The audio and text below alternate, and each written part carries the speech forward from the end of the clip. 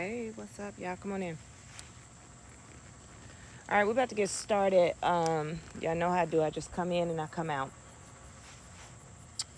Put out a message and then I go on about my business. So I'm not going to wait on the people to come. I'm just going to start talking. And when y'all come in, and y'all catch it when y'all catch it. Let me share it.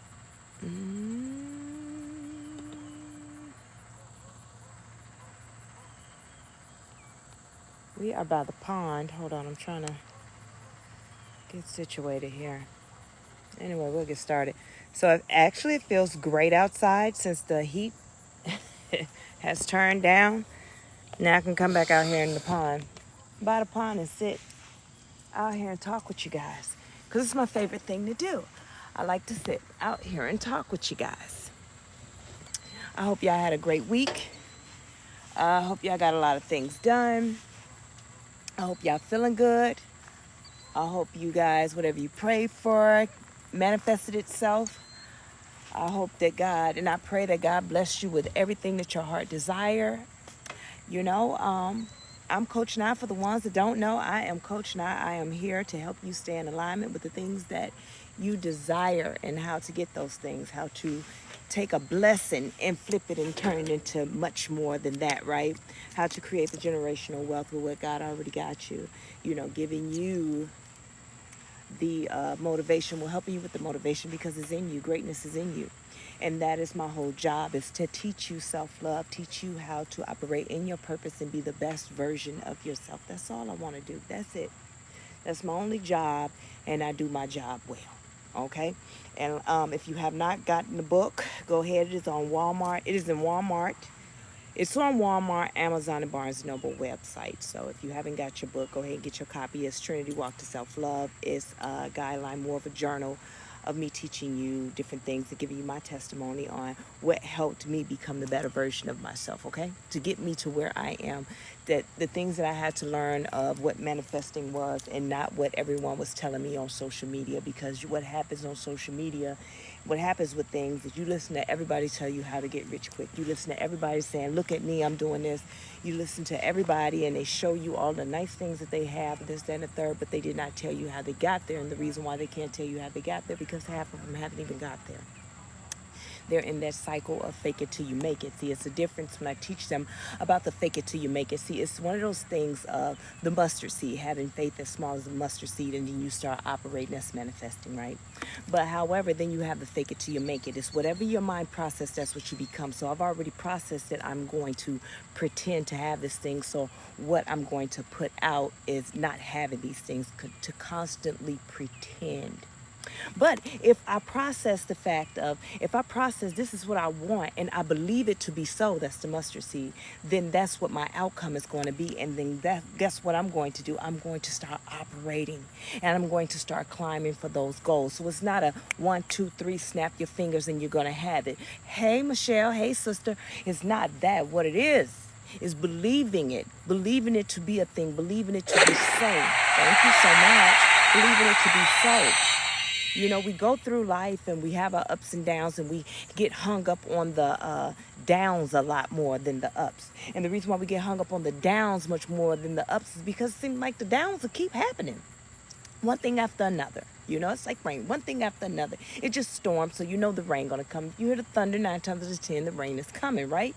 So that's how we look at our downs. Like, oh, this is only natural. It's going to come. It's going to happen. This is just, you know, I'm not made for this. My family ain't never had this. Ain't nobody in my family ever had this much money. Ain't nobody in my family ever lived like that, so I ain't gonna live like that. And, you know, and then you process that, and then what you process is what you believe. See, I never been the type to process a lie. The only lie that I process as truth is what was told to me growing up of who I am and whose I am. You know what I mean? That's the only thing, the limits that everybody put on me is what I processed. I processed that lie and became the truth. But nothing that I believed, I never sat back and thought like, oh, I could never have that. No, I always dreamed big. It's just that when I was a child, I got capped out and I was told that, no, you could never do that, girl. Get out your imagination. Get out of your head. You're never going to do that. You got to go to college. You got to get this. You got to do this. You got to go blah, blah, blah, blah, blah, blah, blah. And because I didn't graduate high school, because I was always fighting, because I was into something, because I was always doing something, I was already counted out. Oh, you ain't gonna be nothing. See, I was already looked down upon. Everybody looking at me like, oh, well, you ain't gonna get that. Oh, this is all you gonna be. But it was something in me that knew I had greatness in me. It was something in me that I knew I was great. I would always hear my brother say, I'm greatness, as if he's the only one that God created. But I was so humble. I stayed humble my entire life. And I was so humble. I knew the conversations that me and God had. He showed me that I would be doing interviews. He showed me where I would be. He showed me that I would be on stages. He showed me I would be writing books. But see, he showed me that as a child. But as a child, what happened is there's always an adult that make you feel like, that's not going to happen. It's always the one that's closest to you. Once they speak over your life, it becomes solid to you, because why would this adult lie to you? The person that's supposed to love you the most. Why would they doubt you? If they don't see the greatness in you, then there must not be none. And that's why a lot of us get so hung up on the, I wish, I wanted to, I would like, and because we stopped believing. But it's the problem. I never stopped believing. I didn't know how I was going to get to where he needed me to get to. But that's the thing that I had to learn, that ain't my job to learn how to get there. My job is to start operating. My job is to start operating, focusing, operate on whatever God tell me to do. I need to put my foot forward. But see, I started worrying about how I'm going to get there, so I started doing it myself. Maybe I took the hard way there, but baby, I got there the hard way. I said, okay, well, I done got kicked out of school. I don't want to work no minimum wage job. I don't want to work 3 jobs to get my first car, because, my mom didn't help me buy a car. I didn't have anyone to help me buy a car. So I had to get out there and learn what I needed to do. So I knew I needed more than the job that I was working, because I'm going to need at least 2 or 3 jobs, because I knew exactly what car I was. See, I wasn't settling for just any kind of car. I knew what I wanted.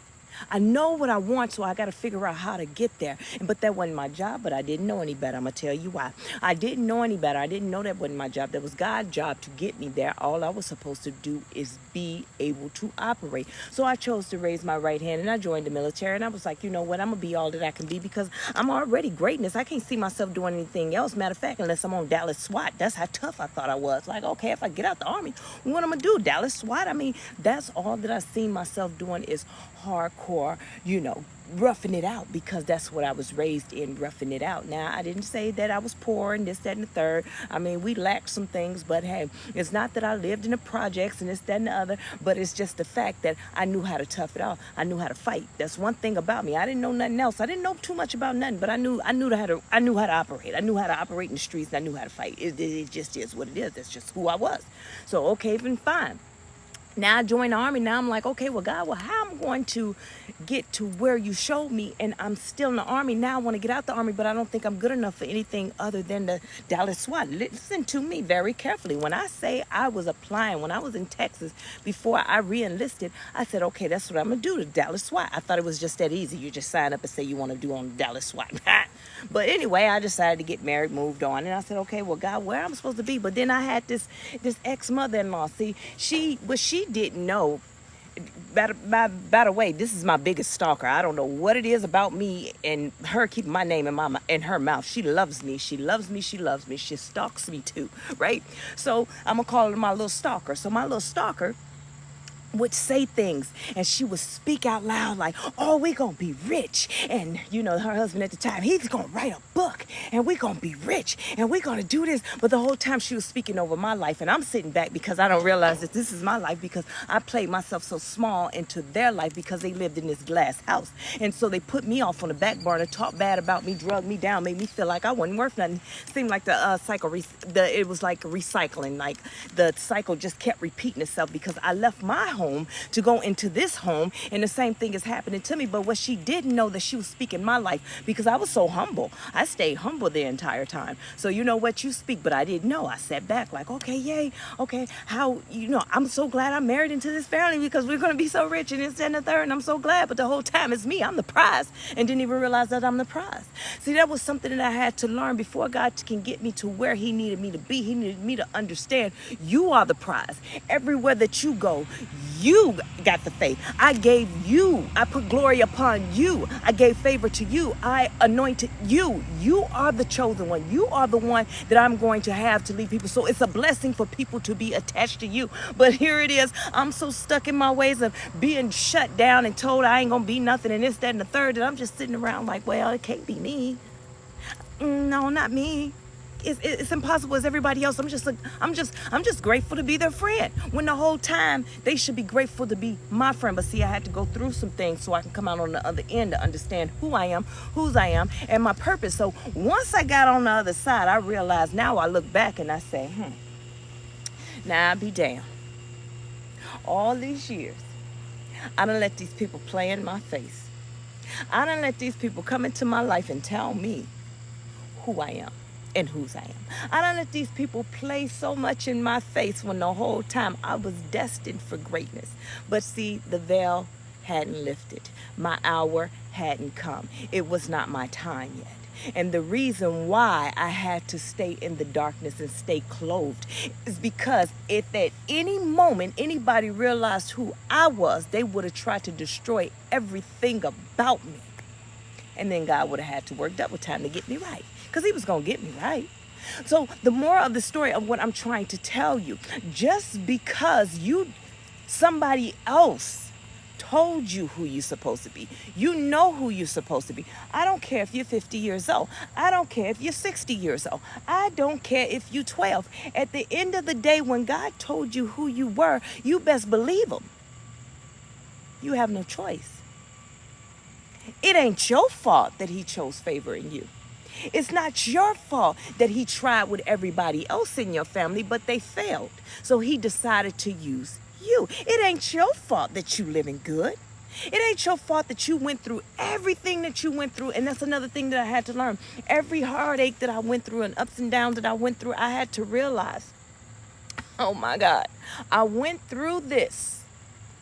I went through all that as a testimony. It had nothing to do with me. It was all spiritual. Everything that I go through in life has nothing to do with me. It has everything to do with God. And once I learned that part, I realized that, hey, they're not attacking me. It's the spirit that's in me. So I stopped taking everything to heart. I stopped trying to fight with everybody. I stopped trying to sit with everybody and get mad, trying to figure out how I'm going to fix this and how I'm going to fix that. And, if I could change a little bit. No, it ain't got nothing to do with me. I was just blessed enough for God to choose me, to use me to help you or that person or my little stalker see the flaws and the wrongs that they have within them.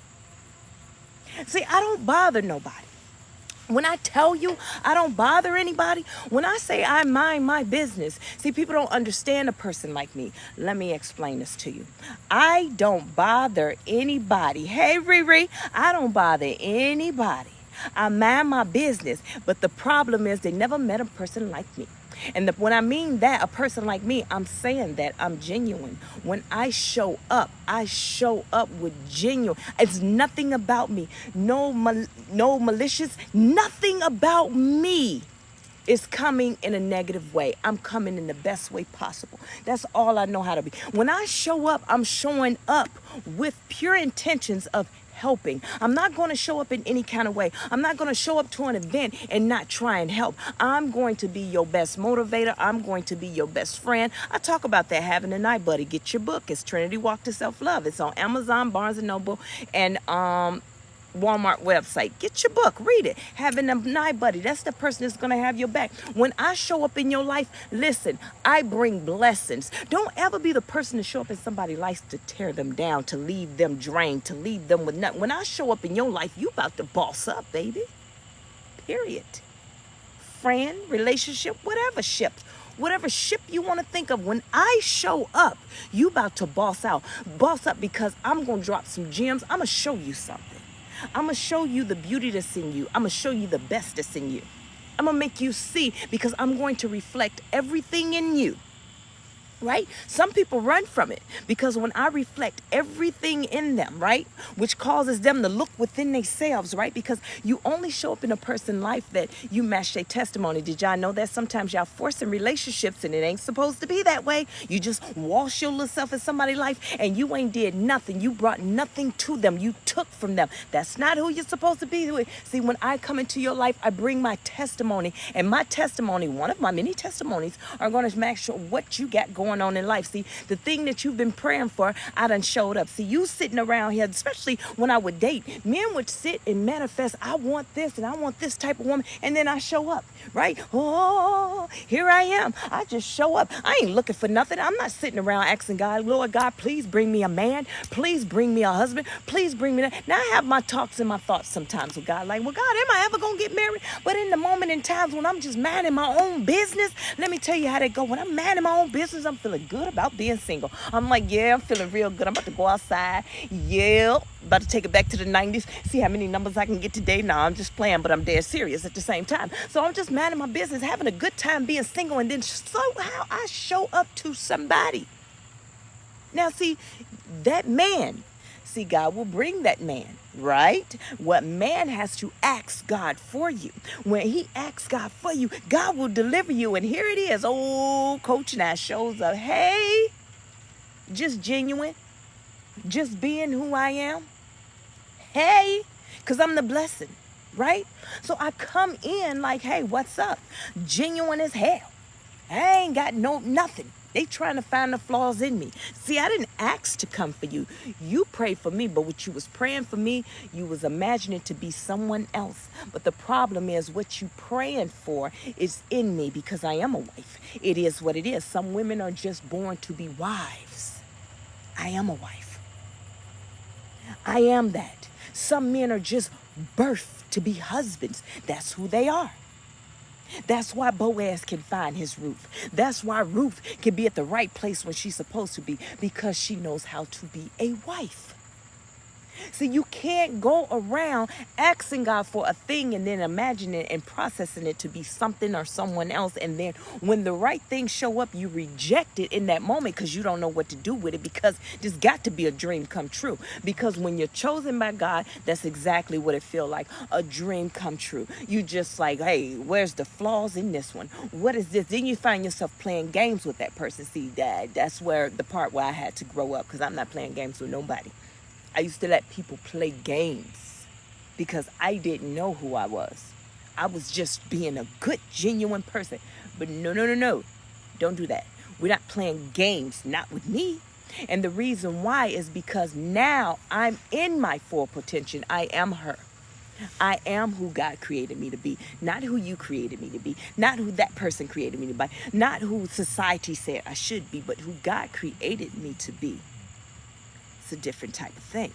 See, it's a different type of thing. And until you step into your power, right, man or woman, until you step into your power, you're always going to be out here looking and chasing a thing instead of staying put. Because yes, sir, you're going to find a wife and find a good thing. Yes, you are. But guess what? You don't have to run the street chasing her, because God is going to bring her. See, he brought Ruth to Boaz because Ruth could have went on about her business. Ruth could have been like, listen, Naomi, I loved your son. I loved him a lot. I loved him. I loved him.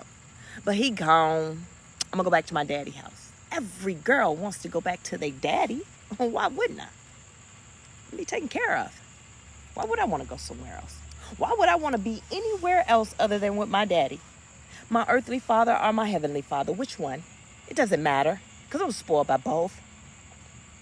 And so, but instead, because she's faithful, because she was operating in her purpose. So you're only going to get to the destiny when you operate in your purpose. When you get to where you're supposed to be in life, you got to start operating in your purpose. You got to let go of all the anger and all the hurt and all the pain and all of this. It's more than just, oh, forgive you. And then, no, because everyone gets it twisted about this forgiveness thing. One thing about it, the Bible does say forgive. Yes, forgive. But it's not for that person to forgive that person. It's more so you won't sin and cause hatred towards that person, which will cause you to sin. And then now you at fault. That's what that forgiveness is for. Forgiveness will not heal the pain. self-love will heal the pain. Every pain or everything that's been inflicted towards you or to you, you can heal that by doing self-love, becoming the better version of yourself. Not the revenge body, not the revenge look, not getting your... No, none of that. What I'm saying is becoming the better version of yourself, meaning that you're tapped into your higher conscious and you're becoming the best version of you, right? The best version of you is when you start operating your purpose. See, I don't have to do anything. I don't have to put on makeup if I don't want to. I don't have to put on one of my wigs if I don't want to. Guess what? I'm still going to be attractive because attractiveness has nothing to look with the physical eyes, right? You have to start seeing things in the spiritual eye. When God starts operating through you, no one ever will look at you with their physical eyes ever again. They'll see you with your spiritual eyes because they're going to see beyond everything about you. They're going to see how beautiful you are on the inside, on the outside. They're going to see everything. Okay? So stop worrying about what society think. Start fixing you. Self-love. Become the better version of you. I'm telling you. It's the dopest thing I ever done. The dopest thing I ever done was to do that. Right? And once I did that, I said, okay, now I'm in my purpose. Guess what my purpose is? To teach. Now I teach others. Because in order for you to be great, you have to know who you are. So why wouldn't God use me? Why wouldn't he? I'm Coach Nye. I'm going to get you there. I'm genuine. Why wouldn't he? Why wouldn't I go through everything? I got to go through everything if you want me to teach you. I can't teach you if I ain't been through nothing. I'm going to give you the book answer? No, sir. Doing that. Hold on. Let me see. I'm missing some folks. Hold on. What y'all talking about over here? You are welcome. K Will, what up? Hey guys. Listen, at the end of it all, thank y'all for the follows, thank y'all for the likes, thank y'all for the shares. I'm trying to get to 8,000. I think I'm at 7,970. So y'all help me out. But anyway, let's get back on track. Hey. Get back on track. Learning to be the best version of you, learning to operate in your purpose will help you manifest the things that you want in life. And guess what? Here's the secret to it. There is no money that you got to pay me. I'm going to tell y'all how to manifest the things in your life. You process it. What you think becomes your reality. If you want to be successful, then you think successful. And then you start operating. You want to be a great singer, whatever it is. If you're a rapper, come on now. I'm telling you, I'm on Dead Broke Records. I'm over here smashing things, you know. But I'm saying, if I wanted to out-rap Nicki Minaj, hit him with the Nicki. She cracked me up. But if I wanted to, that means I have to practice and I have to go in and I have to get out there. I have to put myself, I have to believe in me. I don't care what everybody else thinks.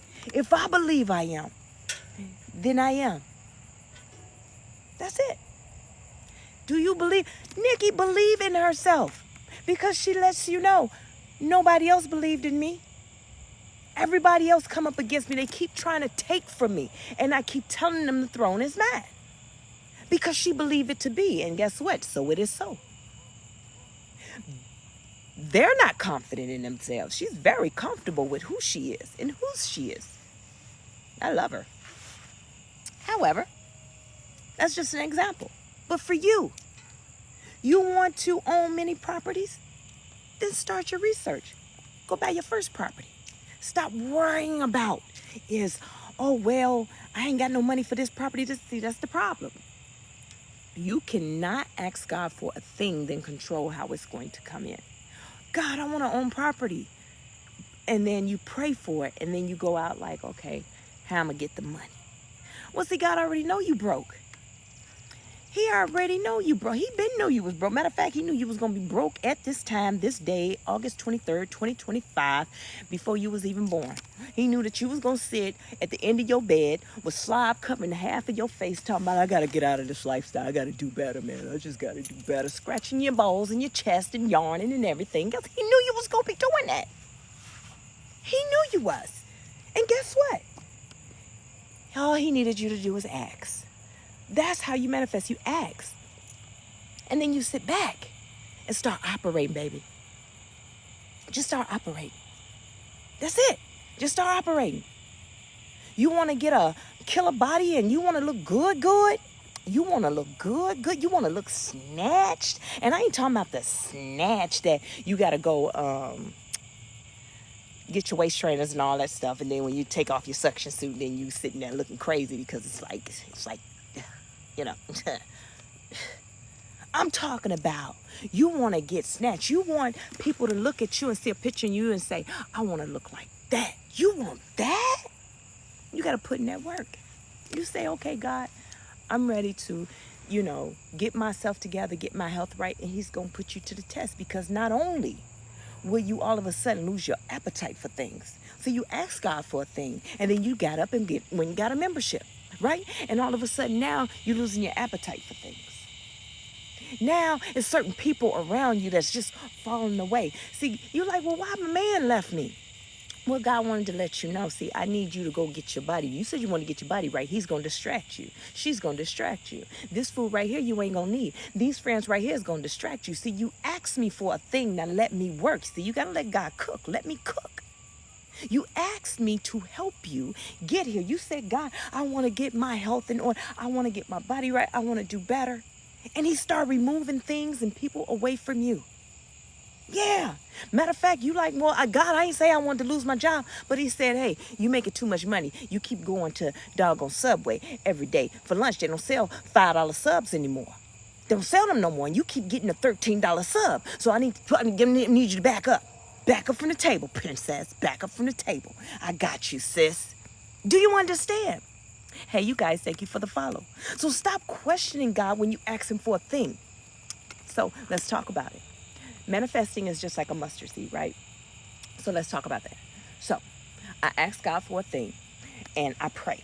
I pray, and I ask him for a thing. Have faith as small as a mustard seed. I leave it there. And as I teach you about mustard seed, a mustard seed, within that seed, it is already destined to be a thing. That mustard seed is already destined to have 10 branches, 10 feet tall, whatever it's supposed to be. See, I can't plant the seed and say, okay, mustard seed, I need you to grow into a tree, but I need you to only be 3 foot tall because I can't deal with all that. I need you to have a couple of leaves and a couple of branches. I can't have all that. You can't plant the seed and then tell it what to do. You have to plant the seed, right? Faith is a mustard seed, which means ask God for a thing, go on about your business, and stop trying to tell God what to do, because the enemy is going to always work, baby. It don't matter what you do, okay? It don't matter if you ask God for $10 million. He's going to get you that $10 million, but he needs you to get out the way. Yes, the enemy is going to come and tell you, oh, you dumb. You think you're going to get $10 million. Girl, you crazy. You can't even handle $1. You get on $10 million. Is you special? What is wrong with you? You was on that short bus, honey, every morning coming to pick you up from your mama house with a little short bus, coming out with your little helmet on. You had to be. If you think you about to get $10 million, see, that's the enemy's job. He's doing his job. He's supposed to taunt you. He's supposed to come for you. He's supposed to say those things to make you feel like, okay, this, and doubt yourself. He's supposed to. That's his job. But now you over here fighting with him. God said, you know what, you right, and then he win. See, I don't fight with the enemy. I don't go back and forth with the enemy. Matter of fact, I'm not even taking no time. And let me tell you how cold I am with it now. Listen to me and listen to me very clearly.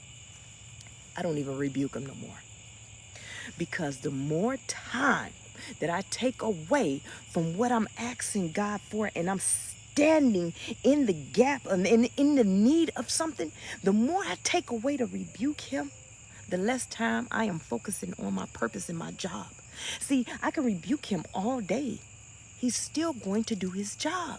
That is his job. Let him do his job. Hey, let him do his job.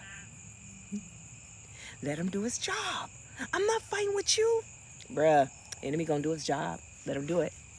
So, and if they get to the point that it's just too much, because sometimes I ain't gonna lie to you, the enemy be coming like nag all day at me and be coming for me. And guess what I gotta do?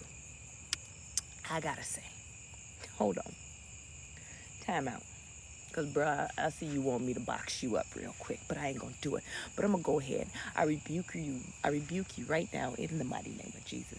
I cast you out. I cast you into the pit of hell. And if you're not allowed there, I cast you out to dry places that you can't even attach to anyone else. See, I didn't do no return to sender. See, I didn't do no, because of the fact I don't want you nowhere near me. I don't even want you on somebody else. You were sent for me, but I don't even want you on nobody else. See, I'm doing my job. Now I got something to do. Now going back to doing what I got to do.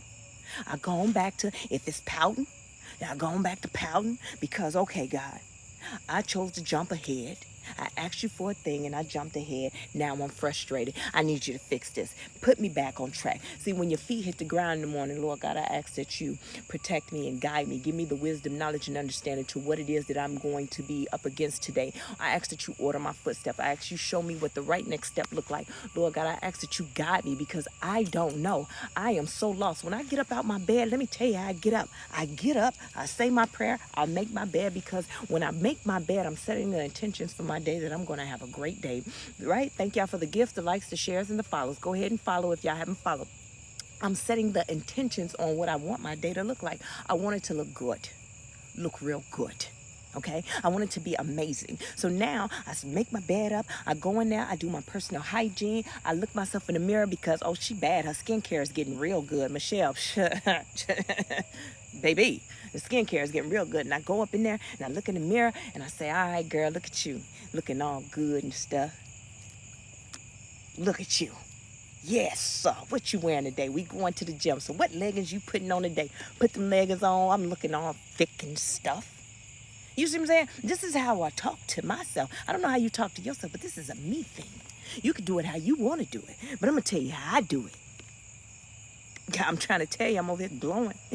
Baby, listen, I done got so excited. I'm sitting out here still, and it's dark outside. And I already know all the bears and the coyotes and everything want to eat me. But listen, I got something else to say. So I set the intention on what I want my day to be like. Yes. And it's not every day I get up feeling good. I don't. It's not every day.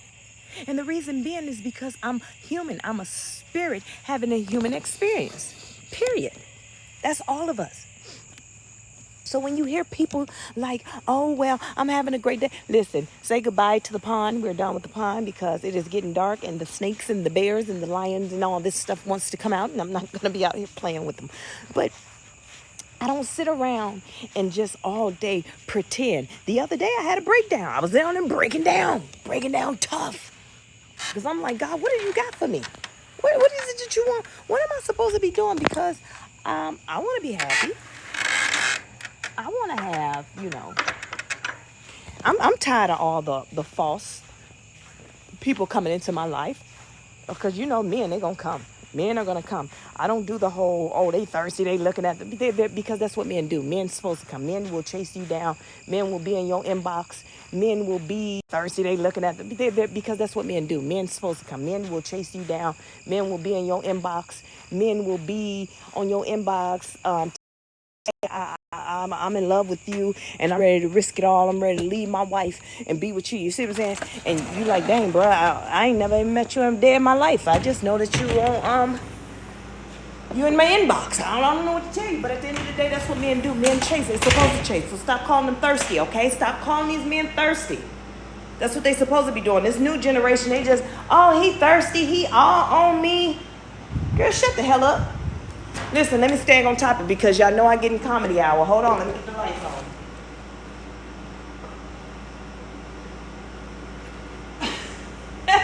But listen, this is how it's supposed to be. Hold on, guys. Let me get some lights on up in here. All right.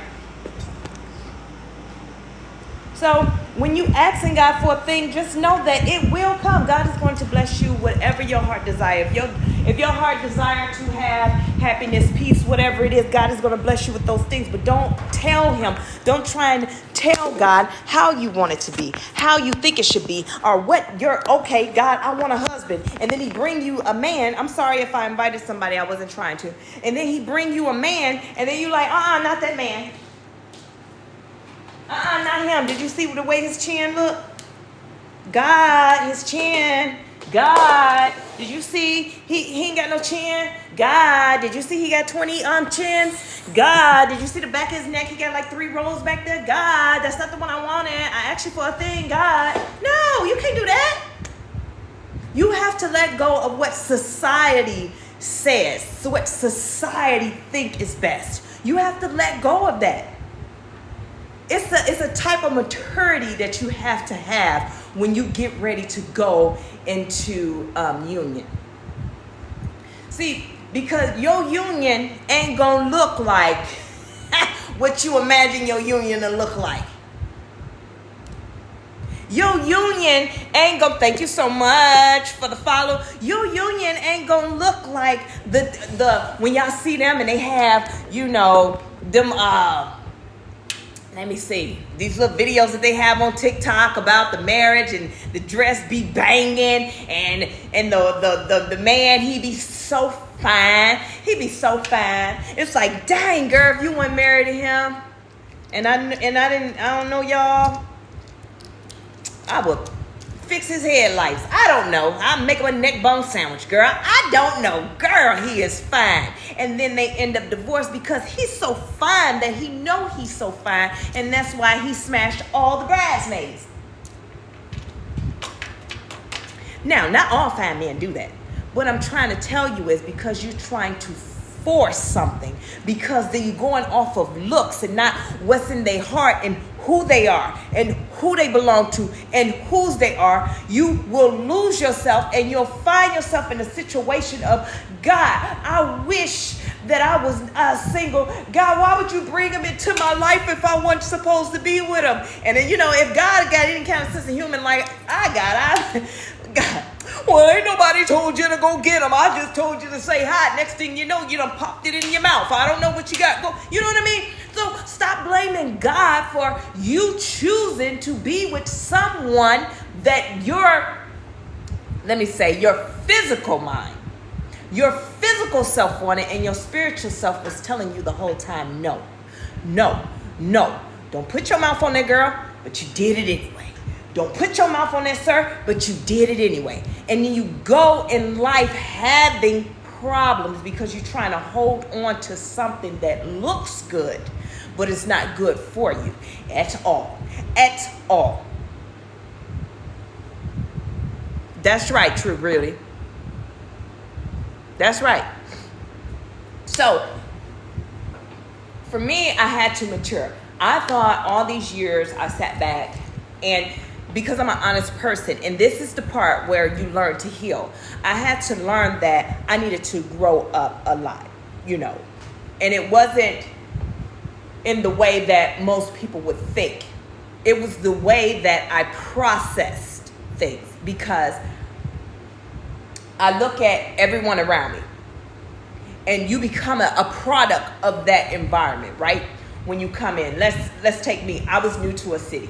I don't know the city. I don't know nothing. I don't have no family. Don't got no friends. Don't got nothing in this city. And I thought everybody was a little crazy. No lie. I thought everybody, something was wrong. They talking about, ooh, this water is the best water to drink. And I'm like, oh no. Anybody that sit and say that they city water is the best water ever, and they all around here killing each other and acting a fool, we talking about Memphis. And I'm like, I don't know. I don't want that water. I'm not drinking the water. And what I thought was, because I'm like, everybody, something wrong with everybody. But what I realized is, no, it's something wrong with me. And the reason why it's something wrong with me is because this is their culture. This is who they are. Like, they're a whole, I don't know, like, they're, like, you have a city, you have a state, you have a world. I mean, you have you got the world, but then you got your nation, you got your country. Like, they're their own world inside of this world. Like, I don't know. They're aliens. So the thing of it is, that is who they are. Doesn't mean that they all bad. Doesn't mean that they all this. Doesn't mean that they all that. It's just that if anybody come into their city and put their mouth on them, that's the part I'm talking about. I had to grow up. Putting their mouth on them like something wrong with them. No, something's wrong with you, because you're choosing, right? You're choosing not to blend in with that. So you're never going to understand it. So what happened with me, I'll say, oh, okay, well, this is their culture. So I'm going to not fit in, but I'm just going to try and get along. It's either one or two things. Either you're going to get in it or you're going to stay out of it. And so what I realized is that the mindset, I didn't like it. So I'm going to get out of it. And I'm going to do my own thing. So it's like there's this city, there's this world, this planet. I don't know. They're different. They're their own planet. And so then you got that, right? And then there's me. And I'd rather be a standalone than to fit into something that I don't understand. And I ain't trying to understand it. So that's what I'm saying. When in situations, learn to grow from that. Understand your mindset. Thank you, Alex. Understand your mindset. Understand your mindset and know your limits. Know your limits. And that's just period. Point blank period. Does not mean that something is wrong with the people on that planet.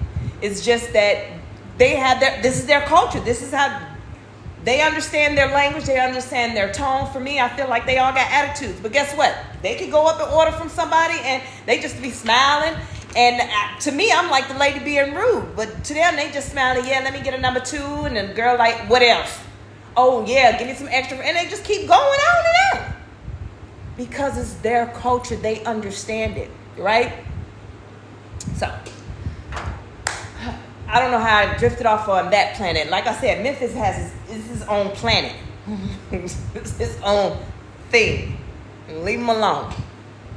You know, leave him alone. Sweethearts, but they're different. It's their planet. But for the most part, what I'm trying to get at is I had to learn that. I had to grow. I had to understand that what I was raised in, you know, how I was raised and the women that I was raised around. And, you know, when it came to relationships and all this stuff, they will fight you for their man. You know, they will, they going to jail behind a man. I mean, it ain't no end to what they'll do for their man. For me, I'm not doing that.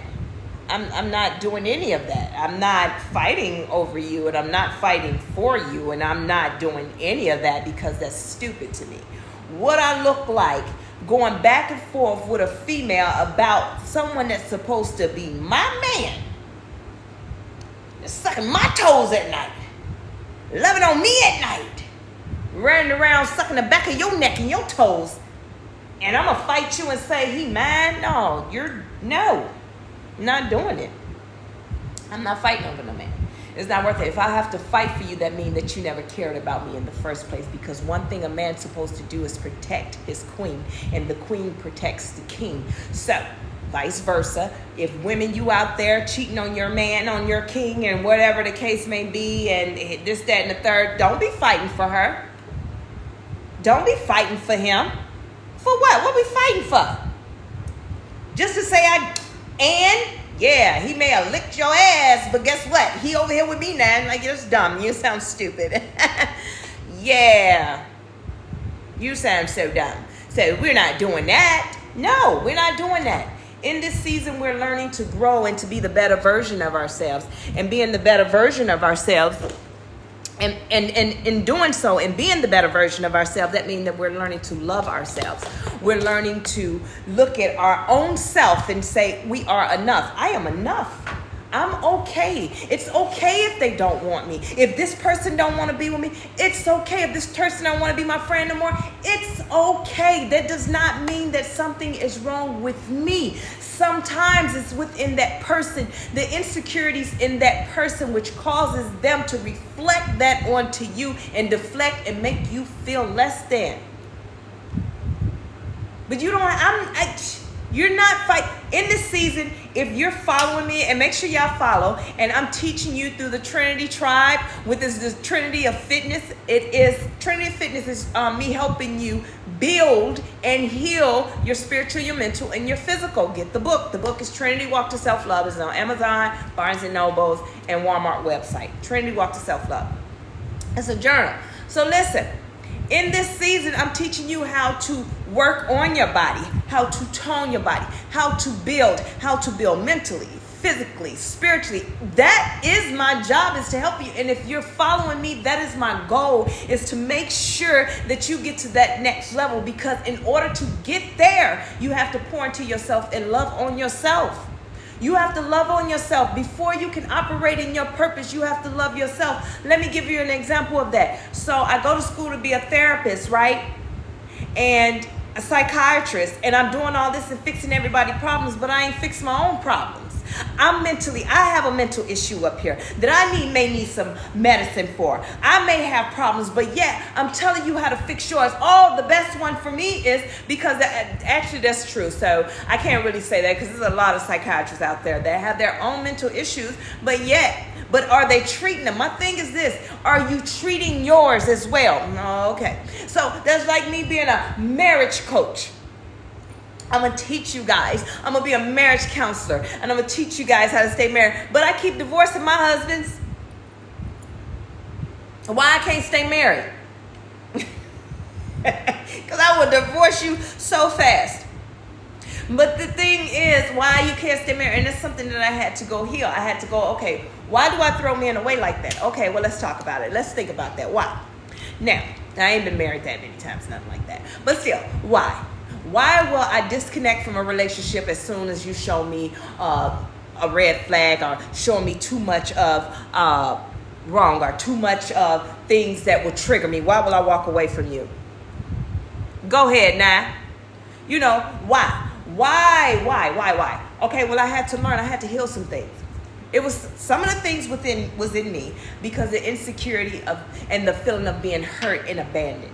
So the first time that person showed me that they're going to abandon me, I go ahead and disconnect. Like, nah, bro, you got it. I'm going on over here. And then another thing is that I learned through all my hurt how to isolate myself. And as I teach you guys, isolation is not a good thing. A lot of people say, well, God will isolate you. And they love to use the word God because if they put God with the word isolation, then it sounds better. And that's why I say you have to pick your words clearly and you have to be truthful. Which word sounds better or which word is the correct word? See, isolation means that you are shut off from everybody. Nothing can get to you. Nothing can break you. Nothing can pour into you. Nothing can do anything. You're just disconnected. However, I like to use the word, well, no, you're not disconnected. You're just away from everything. I like to use the word disconnected. God will disconnect you, right? He will put you in a place where you're disconnected, but you're still present. Like, I'm still present. I still see what's going on. I'm still able to receive. I'm still able to give. I'm just disconnected from the negativity, which I like to call what? You know, we don't say positive and negative. We say desirable and undesirable. So I disconnect from the undesirable and then I sit back and I'll do a self-reflection. Now, why is this undesirable to me? Now, the reason why we say negative is undesirable, positive is desirable, because if you change the words that you use, then you'll process things better. Now, as I use the example, I love chocolate ice cream. Oh my God, I love chocolate ice cream. I just had to do that. That's funny. Anyway, don't pay me no mind because sometimes I get in comedy mode. I'm really back in. So I love chocolate ice cream. I desire that. You give me some chocolate ice cream, it's not going to last. Matter of fact, it's not going to make it to the freezer. It's not. However, if you bring me strawberry ice cream, I don't desire that. It's undesirable. I'm not going to give it a second thought. I'm not going to look for it. When I'm looking for my chicken or whatever it is in my freezer, I'm going to constantly move that ice cream to the side because I don't eat it. It's undesirable. What do I want it for? So if you start categorizing things in your life like that, it's undesirable. That means that you can't attach an emotion to it to even have a feeling, to even be able to feel a thing. So therefore, hey guy, you, as y'all like to say, narcissistic. Yeah, we'll get on that later because we bring up words and we attach to narcissism. Narcissism is nothing but a demon, period. That's it, and that is all. But let's get back to the desirable and undesirable. So if I put this guy, I don't like the way he talked to his mama. Guess what? That's very undesirable to me. So since it's undesirable, I won't even give him a second look. I'm not going to think about it. If he come and say, hey, let me, to hit him with the Nikki. No, sir. I'm okay. Thank you so very kindly. No. However, if he treat his mom good, opening doors for his mom, when his mom he opening doors for his mom, okay, that's desirable. I know he gonna do it for me. Okay, right? Maybe, who knows? But that's desirable. Those are things that I desire. So therefore, if I'm dating a guy, and it may seem weird to some people, and that's okay that it seems weird to some people, because some men, they're just not going to do it. And I'm not going to force them like, oh, you don't open my doors? Oh, okay. I ain't going to. Okay, cool. You don't open doors. You don't have to. Don't ever do anything that is not of you. I want you to be you. Yes, I'm going to sit in the car until you come to the other side and open the door for us to get out. And it's not one of those things of princess treatment, because it's not princess treatment. That's just being a grown-ass woman, and that's being a grown-ass man. You know what that man is doing? He is getting out the car first. So whatever's going on, he's already looking and seeing what is going on before he let his lady out the car. Why would he let his lady out the car and he about to start shooting? Why would he do that? See, how can he protect her? She too busy because I'm independent. I do what I want. She open the door, jump her big wide head outside, talking about some, yeah, and then they get to shooting. Now he trying to get safe, and now he got to get her duck head back up in the car because of the fact they shooting. How can he protect her if you constantly doing what you want to do, sweetheart? You can't. He can't. And then when you tell the story and you know he ran before me, well, I mean, you got out the car. What is he supposed to do? Get shot trying to run to push you back in the car? Yeah.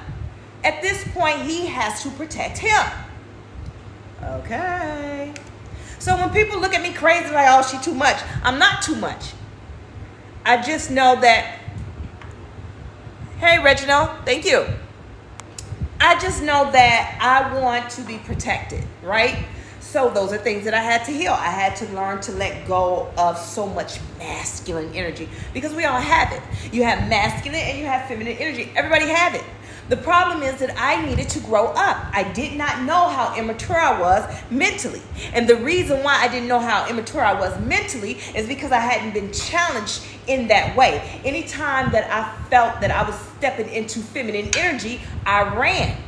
So since now I stepped in feminine energy, I'm running because I don't know anything about the feminine energy. I look the part. I got it going on. I know what a girl's supposed to do, but I don't know what it's like being a grown woman. I thought that was being a grown woman because I looked the part. I take care of myself. I take care of business. I pay bills. You know, I'm this. I take care of my kids. I thought that was all a grown woman was supposed to be, but it was not. It was her stepping into her purpose and in her power. It is totally different. I can have all the book smarts and everything, but when you step into your purpose and step into your power and you become and you put on that garment of grown woman, baby, it's different. I don't have to speak anymore. I don't have to say anything anymore because it's all going to come to me. In this season, when you step into your purpose, you become everything. You attract everything. You become so attractive in that season without even trying to. I could just wake up and be flawless. You can just go to bed and be flawless. However it be, because of the fact you're not even on that same timeline anymore that everybody else is. You're on a whole nother timeline of attractiveness, meaning that I attract abundance. All my blessings just flow to me. Everything that I desire come to me. Yes, I'm going to be attractive to men. I'm supposed to be. Yes, men are going to do what they're supposed to do. But it's not about me saying a thing like, oh, look at me, and oh, look at, it's not about that. What is about me is operating in my purpose and just being who I am. When I show up, it just happens. It's not just me, it's you as well. That's what I need you to understand. When you start pouring into yourself and loving yourself, those things are going to come. So because I had to grow mentally in my maturity level of understand feminine energy, don't run from it. Oh, you're crying. I would run for that. Matter of fact, no, I'm going to beat you up. You made me cry. Oh, yeah, you want to make me cry? Oh, I'm taking it all the way back to old school. I'm going to put you, do a whole DDT. I'm taking you back. Listen, you're not going to make me cry. What you make me cry for? We got to fight. Crazy. Because I didn't know anything about feminine energy. I knew about masculine energy. So I had to grow and mature in that and learn how to balance that. See, it's the reason why we have masculine energy in us as well. We have masculine energy in us as well because of the fact at some points in time, leadership has to have that masculine energy. See, when queens, when they ruled, they had masculine energy in them, but the feminine part, they put it way to the back. So that taught us along line and time that the woman, the feminine side, has to stay behind, because if you ever bring her up, people will run over you. See, that was something that I had to grow up and learn from. That's not true. The most powerful, in your most powerful status is when you're standing in feminine energy at all times.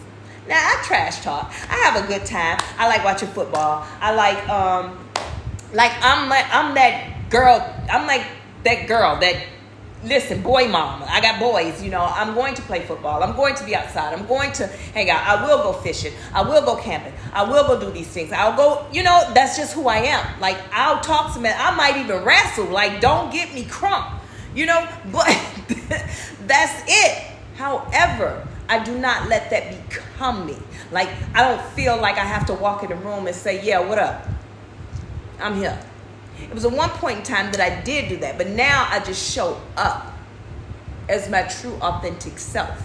And women, that is your true authentic self, is your feminine energy. That is your true authentic self. So I show up in my true authentic self, right? And I just be me. And if I'm interested in a guy, if any guy in this season of my life make me feel like I have to be a masculine energy, it automatically becomes undesirable. I only want to be around people, or men, women, it doesn't matter, that are going to allow me to be in my feminine energy. And masculine energy I'll put that on when it's time. You know what I mean? I know when to put it on. I know when I don't need it. I know when I do need it. But even when I do need it, it does not mean that I'm going to go get the chopper and come out here and be, no.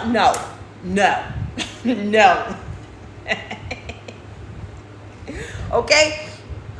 Listen, I am really enjoying myself tonight, and I am so glad I came on. And like I tell you guys, I only come on, when I got a word, and I just felt like I kept feeling pressure to come on, and I really just try not to waste anyone's time. I want, when people see me on, to know that, okay, I'm about to get a word. You know what I mean? I'm about to get some motivation. Right now it's class. Class is in session, and that's what I want. I don't want, when you see my face, it's like, okay, she's on there doing something, No, I want you to know that, hey, I am here to help motivate you and bring you in. What's up, now? But yeah, so that's how I came about with desirable, undesirable. So if it's undesirable, I won't let it attach to me. And I've learned to speak my mind.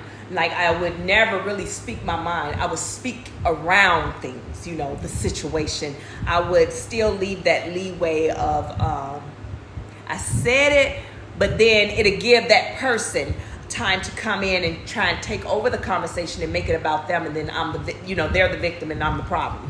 So thank you so much. So we had to fix that.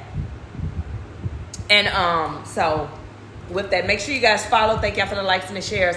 So I had to learn to fix that. I had to learn how to speak up and speak up for myself, because people, the thing with people is, people will try you. They will treat you how you treat yourself. So I treated myself like I didn't have the confidence, because I wouldn't speak up. I would walk around. I kind of would always sit in the back, out of sight, out of mind. I want to be the one behind the scenes and this, that, and the third. And so what people think, the people that's behind the scenes that don't talk much, they don't have the confidence. So I carry myself that way. That's why people talk to me crazy. And then when I react, they say, oh, no, she crazy. No, I'm not crazy. No, it's just that who you thought I was, it didn't pan out to be that. So I didn't want to be that person and always have to snap to get the respect. I'm not doing that anymore. We're going to have a conversation, and if we can't have a conversation, then okay, fine. It's okay. Bye. I'm not proving myself to you. I'm not proving myself to anyone. I went my whole life proving myself to a lot of people.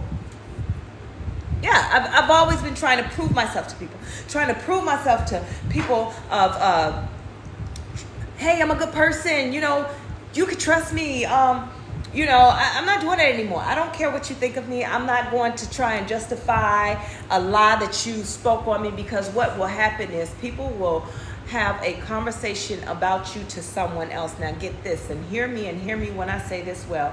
When they having a conversation about you, sweetheart, guess what they saying? They're trying to make it seem like they not a hater, but yet they hating on you. And they'll have a conversation because they don't know what's going on in your life. Guess what they'll do? They will create a narrative about your life, create a whole lie, because what they think, that narrative, what they think, it processes. And that lie, they processed that lie and it became their truth. And then they put that on you. And there was a point in time in my life I used to run and say, that's not true. Why would they talk about me? And I used to be so heartbroken that these people talk about me. Now I don't care about what you say about me, because one thing for sure, and I know this for fact, you ain't gonna say it to my face, but it don't even matter if you said it to my face, child. I'm so healed now, I'm not even gonna punch you in your mouth. I'm not even gonna say anything. I'm gonna just let you have it like you good. Because that's your truth. It's not my truth. It's not who I am. I know who I am. You can put out whatever lie you want, but at the end of the day, you always come back and try and be my friend. I'm not doing it. It's undesirable. It's so undesirable to fight with people. I don't want to fight no more. I'm not going to be with, hey, Nina, listen, Nina, it's not going to work. People will do things, drag you through the mud, talk about you, but yet in the whole time, you've always been a good person, a good friend. You've always been there for these people. These people will come after you. You can listen, every time you get paid, they call and they need a pack of cigarettes. They need some money on their tree. They need this. They need that. They need gas. They need rent. They need this. They need that. And they just give it to me. Always want something. Give it to me. Always want something. You see, I done turned that into music. Man, I told you, I need a record deal. So if y'all out there, hit me up. Because my record label, Dead Broke Record, they tripping. I need to make some money. But this is all they want. Give it to me, give it to me, give it to me, right? And then when you giving it to them, you giving them everything. They all like, yeah, yeah. And then you find yourself on the phone as they asking you for something, you prepping to give it to them. They talking about, oh, did you hear about such and such? This happened to such and such. And I was like, no, not my girl. Talking about me. Not my girl. She ain't like that. Get off the phone. And then as soon as they run out and do what they need to do, pay that bill, they give you the praises. They might even shout you out on social media like, ain't nothing like when you're down, you got such and such, and tag you. It don't matter what it is. They always want to give you the shout out later, but it's as soon as you say, I ain't got it. Oh, you a liar. You ain't never been no good. You never looked out for them. You ain't never done nothing for them. And every time, and then that one time that they did something for you, see, that's why I say you better be careful who you ask. You could be building a house and you can ask somebody, hey, pass that brick over there. Guess what they gonna do? Oh yeah, but she wasn't saying that when I built that house. Well, I built that house. Is that how they do it? Built that house. I put the bricks down. Bruh, shut the hell up. You ain't did nothing. Nothing. Absolutely nothing. Done nothing. You did one thing for me, and I didn't ask you to do it. You just did it out of guilt. And now, but see, I had to learn to be okay with that being okay. I had to learn to be okay with being okay. I had to learn to be okay and not be so quick to say, oh, they lying, and rebuttal what they say. I don't care what you say. Say it. Matter of fact, say it with your chest. Put your chest out. Say it with your chest. Put your chest out. Say it with your chest up. Put your chest out. I'm trying to tell you. That's how I had to get in life. Like, I don't even care. I don't care. Because I'm so cool with just being who I am. Because I know who I am. I know whose I am. I know what I'm anointed for. I know the things that God has blessed me for. I know what's coming up for me. I know the generational wealth that's coming towards me that I'm already in. I know the curses that I have broken. I know that I know that I know. So what you got to say? Do you think I care about what a person that I don't want to be like, don't even look at, admire, and not even a piece got to say about me? I don't even want your life. Why would I care about what you say? Why would I want your opinion? Why would I sit and go down to some low vibration? I'm sitting here high vibrational. You see, it's people out there right now mad at me, and guess what I'm over here? I'm over here trying to get a record deal. I told y'all. I'm over here minding my business. You see, because when you become high vibrational, it is impossible to go low vibrational. It is impossible to tap back in to low vibration. So I can't worry about what they say about me. It doesn't matter what I do. They're not going to like me. It's just some people just ain't going to like you, sweetheart. It don't matter what you do. They just ain't going to like you. Baby, you can do whatever it is. You can go and give them a kidney. You can bust your back out. You can go out there and fix their truck. You can put some gasoline in their headlights because they said they need it. I don't know. But guess what? They said they needed gasoline in the headlight, and you chose to put that gasoline. Matter of fact, you chose to put diesel in it. You was going to give the best.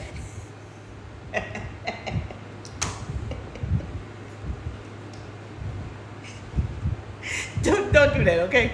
Don't do any of that. Don't do any of that. Please don't listen to me. I play too much. But you was going to do that. And they just still ain't going to like you. You can give them shout outs. You can follow them. You can recommend them. And they just ain't going to like you. Girl, you can carry their babies. You can be their surrogate. And they just ain't going to like you. Matter of fact, you can give them the man. They've been harassing you for the man. You can give them the man, and they still ain't gonna like you, baby girl, baby boy. They ain't gonna like you, and it's okay. Listen, have you ever seen a person that I'm talking about, they ain't even got no, I don't know, you know, they riding around here, hood going off their vehicle. And there's somebody right now that's talking about them, talking about they think they better than them. This dude ain't even got no hood on his car. Like, he really slumming. He don't care. They just ain't gonna like him. Because you know why? You got something that they have. You're not insecure. You're happy with who you are. They ain't gonna like you. What you gonna do, cry? When those things, when people keep coming up against you, listen, I had this my entire life, especially when I joined the military. The girls did not like me. For the life of me, the whole time, I laugh at it now. Them girls did not like me the whole time. I had low self-esteem. I'm around there trying to figure out, looking at them like, oh man, she's so pretty. If I only look like a little bit like her, she's so pretty. Whole time, I'm in my head insecure, thinking about how pretty they are. They mad at me because I'm beautiful. Oh, I don't even know I'm beautiful. But oh man, all because I'm hanging out with the guys. I'm only hanging out with the guys because I'm more comfortable with the guys. Because I grew up with all brothers. Girls, I don't fit in with the girls because they put no makeup, they put no heels, they doing all these things, and I'm not into that. Like, I don't know, I can't even fit in. Like, they're going to go to the club and guys are going to get their number, and I'm going to go to the club and look at them like, dude, don't touch me because I'm going to beat you up. Like, I'm on that time. Like, you don't like me. Whole time. Y'all all in your head, and the whole time I'm the one over here with low self-esteem. I can't get right. Well, guess what? They just didn't like me. Even if they found out all that to be true, baby, they still weren't going to like me because they still seen the greatness in me. They seen the beauty in me just because I can't see it. And that's what you have to understand. When you stop worrying about why they don't like you, what did you do, trying to please them, stop it. Stop it. Work on you. Pour into yourself. Get that self-love. Learn to love yourself. How do you love yourself, Coach Nye? Well, I'll tell you. The first thing is accountability. Identifying what the problem is and taking accountability for the things that you did. Now, in every relationship and everything that you go through in life, guess what? For every action, there's a reaction. For every reaction, there is possibly an action, right? So therefore, when this person did something to you and you reacted, because you got to remember, nobody's the victim in any story. You're not going to be the victim. Excuse me. Everybody's the victim in every story. You're going to be the victim in that story, and that person's going to feel like they're the victim. So let's look at you. Now, because we all start off with, I didn't even do nothing. All I did was show up. Okay, you just showed up. You got up, you walked through that door, and boom, hell broke loose. Because that's what, when you're telling a story, that's what we see. Because you're going to leave stuff out. That's what we see. So, okay, cool. When you reacted, when everything was done and we noticed that all the windows was knocked out, the tables was flipped over, people walking around there with patches on their head and then wigs everywhere and all this and this, that, and the third. Now you standing there with your wig off with 2 scoops of hair on top of your head right now, and you telling me, so all you did was walk in and all this fell apart. And you're going to say yes. We're just going through the scenario. You're going to say yes. Okay. This is how I'm going to get you to understand how to find the fault in you. We know you did all this. However, what triggered that? That's where the healing starts in every situation. What triggered that in you that caused you to? And you're going to think it sounds silly. Because if you was to say, start the story off right with the truth of, so when I walked in, I ordered my stuff, and then I said, well, oh, excuse me, I'm sorry you got an attitude. And the lady was like, I ain't got no attitude. And then she called you a B. So if you were to tell me because she called me a B, so I had to, okay. But it's not silly though. And I'm going to tell you why it's not silly. Because of the fact I don't know you. I don't know how many B's you've been all your life. I don't know how many BITCHs you've been told that you were when you were 5 years old up to now. I don't know how much pressure or how much weight that word hold on you. See, a lot of people like to quickly judge and say, oh, you can't take no words, because this is one thing I know for sure, that a lot of women, especially women, have a tendency of throwing a rock and then hiding their hand. Let's put that into perspective, meaning that I'm going to say this and I'm going to do this, and then I'm going to control the way you respond. So I'm going to talk trash to you. And when you knock my head between the washer and the dryer, the countertop and the wall, I'm going to get mad and say that you ain't have to do all that. What's the next thing you going to hear? 911, what's your emergency? Because you didn't have to hit me because all I said was some words. Well, see, you can't pick and choose how that person react. And I keep trying to tell folks, you can't pick and choose how that person react, because you don't know how many BITCHs that girl been all her life, and she said today was it. And you just caught them hands. So what I'm trying to tell you, when you start the self-healing and the self-love journey, you have to figure out your triggers. I talk about that in my book, Trinity Walk to Self-Love. If y'all ain't got it, it's on Barnes & Noble, Walmart, and Amazon website. If y'all haven't started following me, okay? Now, I need you to look at that. Identify, okay, it was the word BITCH that triggered you. Okay, fine. Why did that word trigger you so much? Let's trace it all the way back down to your childhood, because 9 times out of 10, everything that hurt that you got going on started back from your childhood. Started back from there. And we're going to go back then, because when you were 5 and 6 years old, when they called you the first time you heard that word BITCH, how did you identify with it? You identified it as a very harsh word, a word that you would attach to hate, a word that you would attach knowing that if you say that word, that means you don't love that person. So your 5-year-old mind processed it, that lie of someone hated you, and you processed it as the truth, and you've been living your life hating that word because it meant somebody hates you. Wow. So now we have to trace it back to process it as the truth, meaning that it is a word that should not have been used. It was a word, understanding that you're 5, 5 or 6, no one should have ever called you that. But however, now that we're adults, for a grown woman to cuss a child like that and call a child a BITCH, they have some mental issues themselves. Something is wrong with them. So therefore, it is not a yo problem, it is a they problem, and you need to release it, because it was nothing that you did wrong to be called that. So now you have to process it as the truth of, you know what, I did nothing wrong. It is a word. It does not define me. It does not tell me if someone loved me or not. So therefore, that person had issues. Now we're going to process it as the truth, and we're going to move on. That's how you heal the trigger. Okay? So now the next time when you go into a place and somebody call you that, see, now you have that gray area of, okay, wait a minute, you just called me on my name. I'm not going to knock your head between the washer and the dryer. What I'm going to do, okay, that does not define who I am. Okay, you having a bad day. So I'm going to go ahead and disconnect. I'm going to go this way. Now, that was one trigger.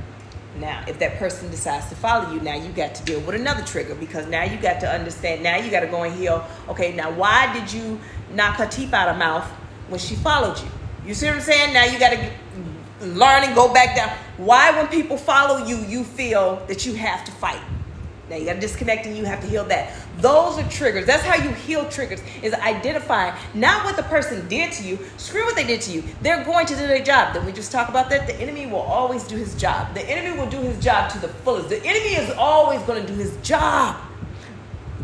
So allow them to do their job.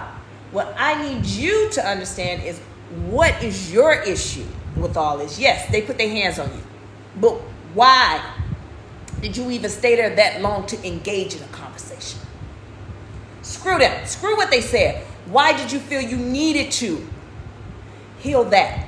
That's a trigger. Heal it. And that's how you work on yourself. That's how you heal you, by identifying all the things that when you're in these bad situations on, how do I disconnect from that? How do I disengage? Because running from it and not healing from it is going to have you in a bad way, sweetheart. Let me explain something to you. So let's look at it like this. Oh, they arguing with me. I'm trying to do better. I'm living for God. I'm living for God. Jesus. I'm living for Jesus. You know how y'all do? And y'all go running.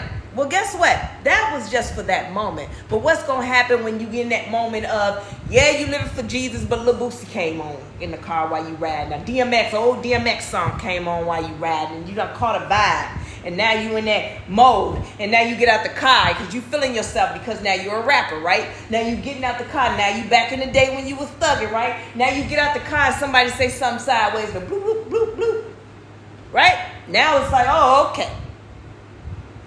What happened to living for Jesus and running away? Well, because you didn't heal that. You need to heal it. So therefore, if these things are said to you, if these things are done to you, you can disengage and walk away without any problems. Listen, I'm still a work in progress too. Sure. Yeah. I went to Sonic's today, and for me, she was talking crazy. I turned, I'm trying to order, and I looked over at my son. See, I know my gray areas.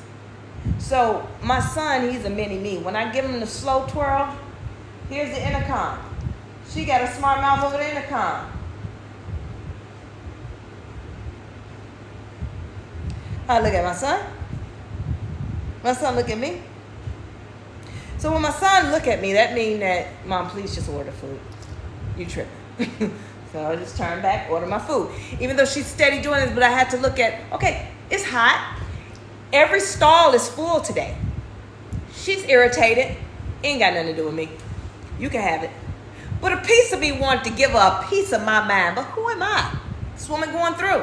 You don't know what happened. She probably couldn't find a babysitter. She probably almost got fired. You know, it's so many things that could be going on with her. Or she could just be nasty. Attitude. But what that got to do with me, though?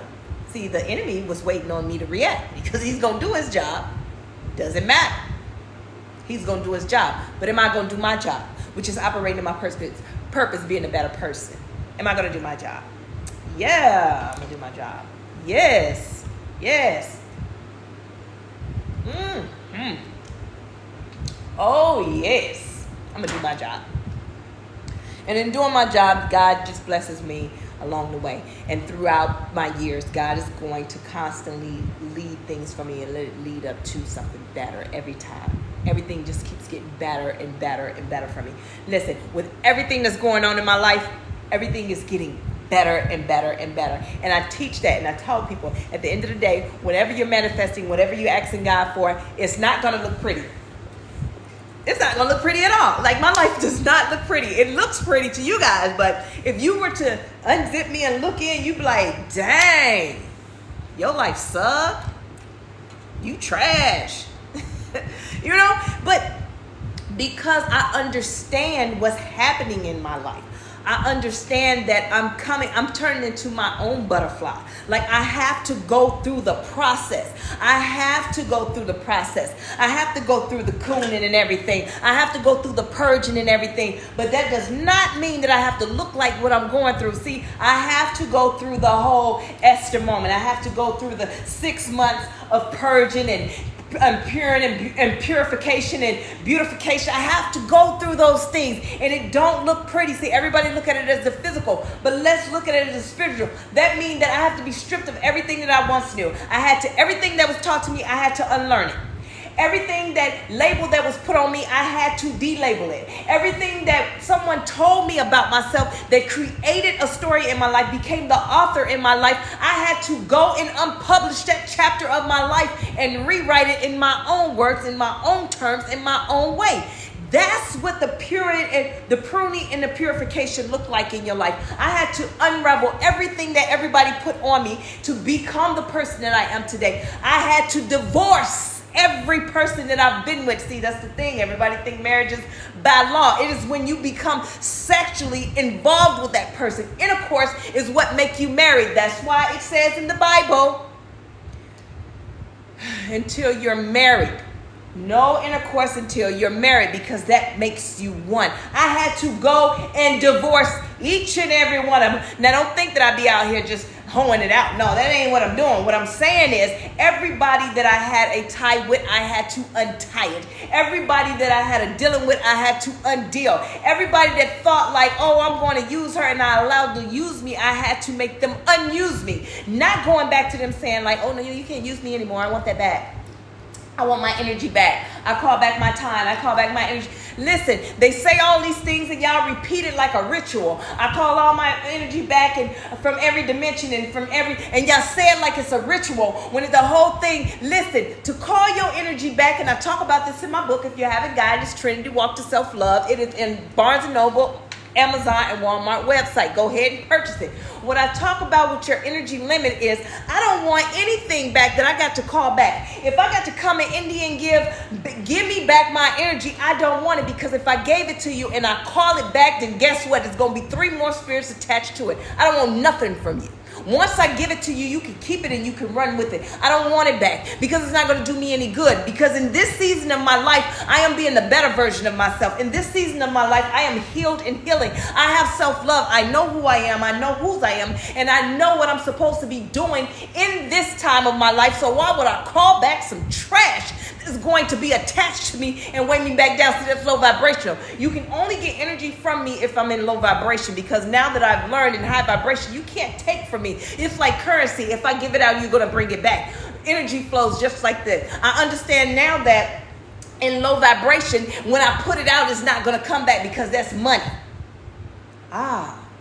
In high vibration, money is energy, and that's how you look at it, and that's how you treat it. Because when I put it out, it's going to come back to me. When I pour into somebody, that person is going to pour back into me. When I give to this person, they're going to give back to me. At the end of the day, whatever I do, they're going to pay it forward, and somehow it's going to come back to me, because I am attached to the source. And since I'm attached to the source, I'm like an outlet. And therefore, if you plug into me, then I'm going to give into you. And then when whatever plugs into you, you're going to be able to give into them, and so on and paying it forward. But when we look at it, we're all from the same source, and we understand that it is so important to operate in our purpose and to keep pouring out to the right things. As long as it's attached to God and if they're operating in their purpose, then we're always going to get it back, because its currency is just going to flow.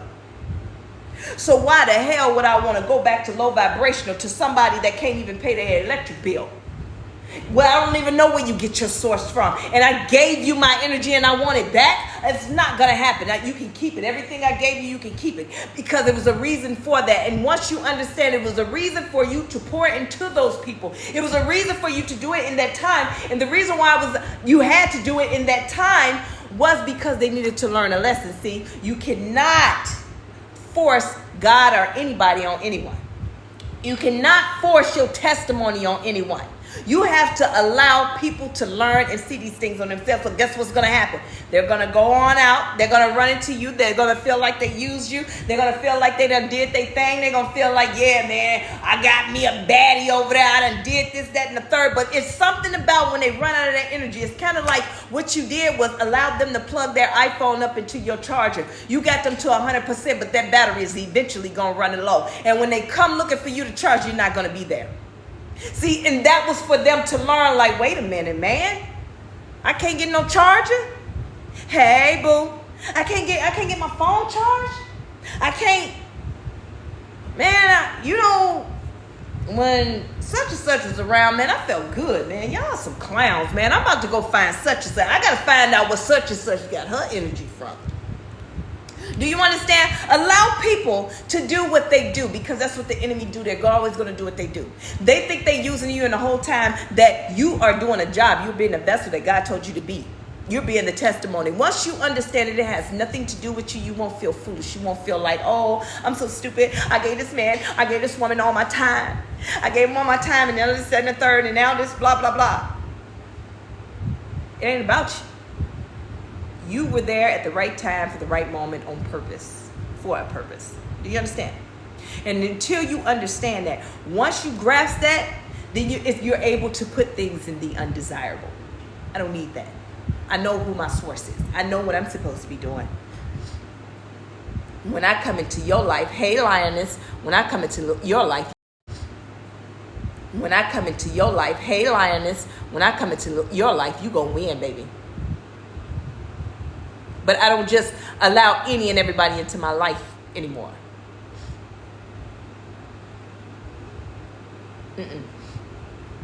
I don't allow anybody into my life anymore, because I don't care if you're family. And I don't, because I understand how powerful I am, mentally, spiritually, and physically. Meaning that, listen, I understand how energy works. You just can't come in my house. You're just not. Hey, Hank, I haven't seen you in a while, Hank.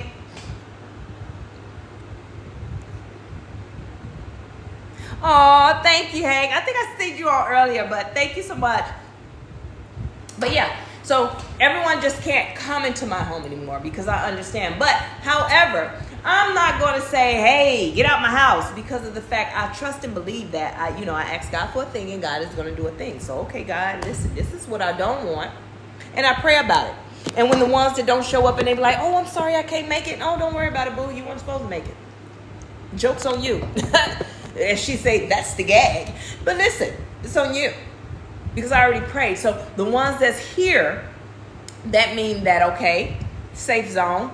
But I'm still very cautious about how you're going to leave here and what you're going to leave here. Like, I'm big on, here's another thing about me too. So let me give y'all my day. Like I told you, I wake up in the morning, I say my prayer, and I wake up in the morning, I make my bed, I set my intentions on how great I want my day to be. I done changed my workouts to in the morning now, so therefore I'm excited. I go work out. And trust and believe, when I walk in the gym, I walk in there like I'm the baddest thing, and then like everybody's looking at me like listen, like I got my own theme music, like everybody's slow motion.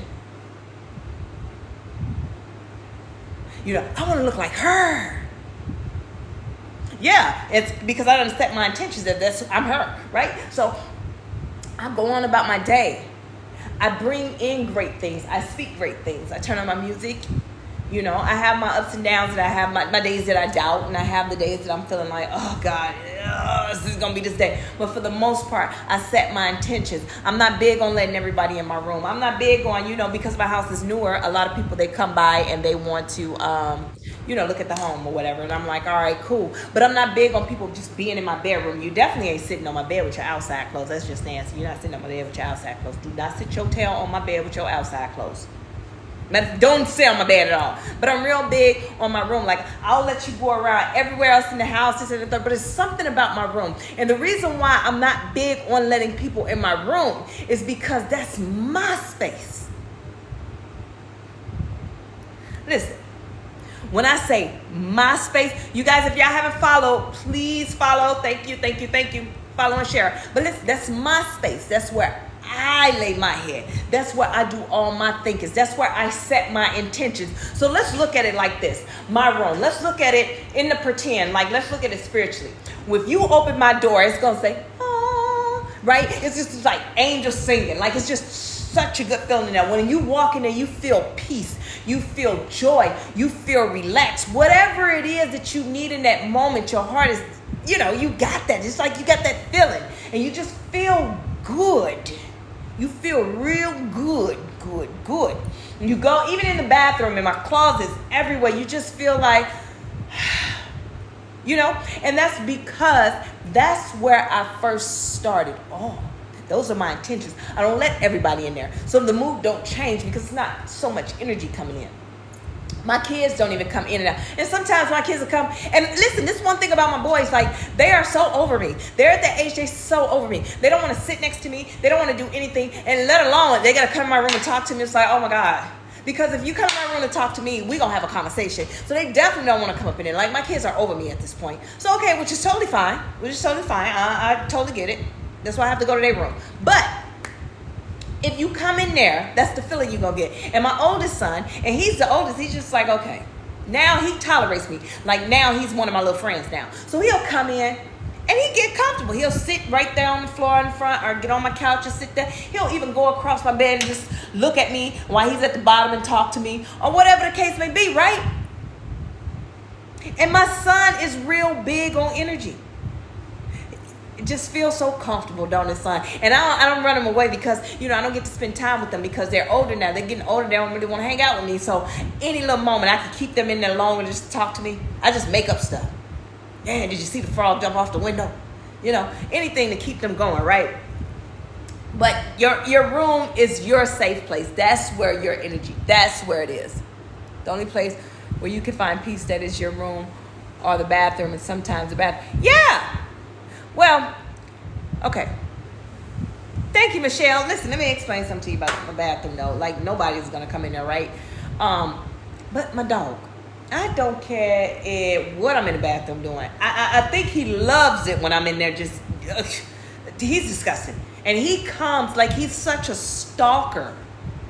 He's a stalker. And he just comes in the bathroom. I'm like, literally, bruh. So that's the only one that comes in there. But that's where, anyway, back to my room, that's where I set my intentions, right? And that's my peace. So when I get up in the morning, I make my bed, I set my intentions, I open up all the blinds in the house. Every blind in the house, I open them up. I light all my candles so it can get the smell good going, so the aroma is going. And, some mornings I wake up and I cook breakfast for the boys. And then, boom. Take my youngest one to school, come back, get my little dog ready, and then I put my clothes on. I go to the gym and I'm feeling good, and it's only because I woke up and set intentions on being great, because I am great. See, you can't get up and say, I'm great, and you don't believe that you're great. I know who I am now. So, hey, what you got for me, God? And here's what I'm not going to do, God, is control it. But this is what I really want to happen today. But, hey, if it don't happen, it's fine. And then, this would get me when I be riding, I be feeling good. I look at the clock, I leave the gym. It's like 1:23. Like the other day, it was 1:23. The license plate in front of me was 1:23. The whatever station or something that was 1:23. I don't even know what kind of bug this flew in. It's just, okay, I missed it. It's definitely going to jump on me. I don't know. It just, something just flew in. And everything was just 1:23. And I said, okay, God, what you trying to tell me? What's about to happen? What's about to happen? I don't know what kind of bug that is. Some kind of little flying bug. It's going to try to take me out. That's what I get for living in the country. Thank you for the follow. So when I see things like that, I'm like, yes. Then I see the Blue Jays and the Cardinals and all these different things. And, that's when I just be feeling good, because I feel like, God, you're talking back to me. Well, I don't know what you're telling me, but you're talking back to me. So what you got for me? Right? So set your intentions, set your intentions, set your intentions. Listen, I done stayed on longer than I usually would stay on because I'm just having a good time. But I'm definitely about to get off. And I want you guys to know that I do life coaching. I forget to say that. But the first session with me is free. You have to book it under consultations. Okay. Thank y'all for the follow. Thank y'all for the likes. Thank y'all for the share. Thank you. There go Omar. Thank you, Michelle. And so are you, girl. But so if you want a free life coaching session, book it under consultation. If you haven't got your book, it is Trinity Walk to Self-Love. It is on Barnes & Noble, Walmart, and Amazon website. The link is in my bio to my website, and you guys continue to follow. And like I said, I don't come on every day, but then when I do come on, it's because I got something to say. And so if you do see me on every day, that means I got something to say. So I ask that you guys continue to follow. If no one told you today, I want to tell you right now, I love you, and I'm super duper duper proud of you. I am so proud of you, because if you join this platform, that means that you are looking to either you've already started healing, you want to know more about what self-love and healing is, or you have an idea how you want to do it, or you just want to feel good right now. So whatever it is, you're taking the necessary steps to become the better version of yourself, okay?